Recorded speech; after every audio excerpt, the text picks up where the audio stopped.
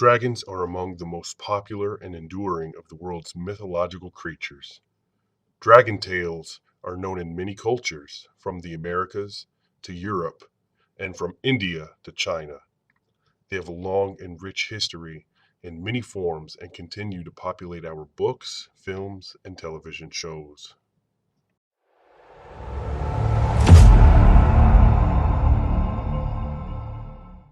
It's not clear when or where stories of dragons first emerged, but the huge flying serpents were described at least as early as the age of the ancient Greeks and Sumerians. For much of history, dragons were thought of as being like any other mythological animal, sometimes useful and protective, other times harmful and dangerous. That changed when Christianity spread across the world. Dragons took on a decidedly sinister interpretation and came to represent Satan. In medieval times, most people who heard anything about dragons knew them from the Bible, and it's likely that most Christians at the time believed in the literal existence of dragons. After all, Leviathan, the massive monster described in detail in the book of Job, chapter 41, its back has rows of shields tightly sealed together. Each is so close to the next that no air can pass between. They are joined fast to one another. They cling together and cannot be parted. Its snorting throws out flashes of light. Its eyes are like the rays of dawn. Flames stream from its mouth. Sparks of fire shoot out. Smoke pours from its nostrils as from a boiling pot over burning reeds. Its breath sets coals ablaze, and flames dart from its mouth. Zoologist Carl Schuker describes a wide variety of dragons in his book, Dragons: A Natural History, including giant snakes, hydras, gargoyles, and dragon gods, and the more obscure variants such as basilisks, wyverns, and cockatrices. At its root, the dragon is a chameleon, its features adapting to the cultural and literary expectations of the era. The word dragon comes from the ancient Greek word drakonta, meaning to watch, suggesting that the beast guards treasure, such as mountains of gold coins or gems. But this doesn't really make sense because a creature as powerful as a dragon surely doesn't need to pay for anything, right?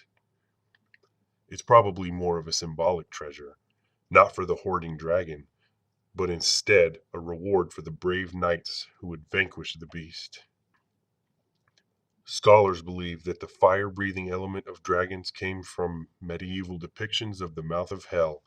For example, art by Dutch painter Hieronymus Bosch, among others. The entrance to hell was often depicted as a monster's literal mouth, with the flames and smoke characteristic of Hades belching out. If one believes not only in the literal existence of hell, but also the literal existence of dragons as satanic, the association is quite logical.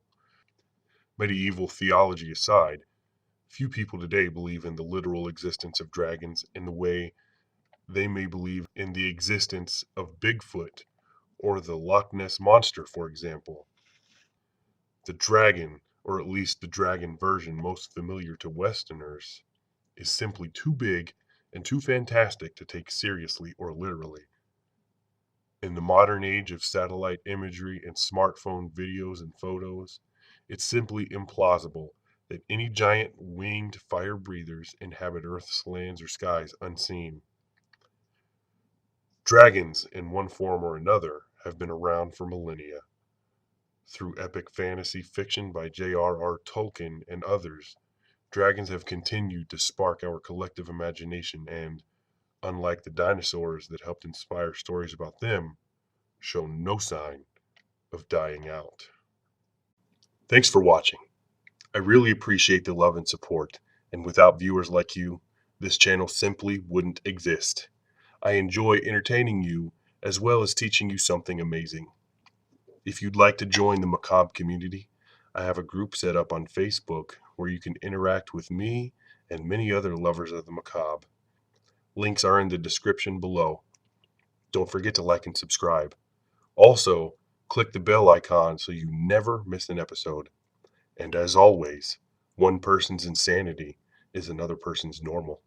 It's up to you to decide which is yours.